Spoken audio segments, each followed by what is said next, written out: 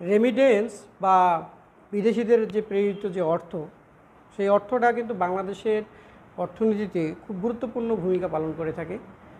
তো সাম্প্রতিক সময়ে রেমিটেন্সের প্রবাহ বৃদ্ধি করার জন্য সরকার কিছু আর্থিক সুবিধা প্রবাসীদেরকে দিয়েছে।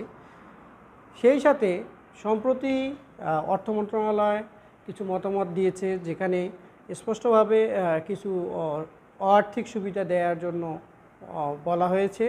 সেখানে তারা কিছু আর্থিক সুবিধার মধ্যে তারা তুলে ধরেছে যে প্রবাসীরা যেহেতু দেশের চালিকা শক্তি, একটা ভালো একটা শক্ত একটা ঘাঁটি বৈদেশিক মুদ্রার রিজার্ভের ক্ষেত্রে, সেই ক্ষেত্রে যারা রেমিটেন্স যোদ্ধা, যারা রেমিটেন্স প্রেরণকারী, তারা যদি দেশে আসে চাকরি ছেড়ে বা চাকরি শেষ করে, তাদেরকে অবশ্যই কর্মসংস্থানের ব্যবস্থা করতে হবে এবং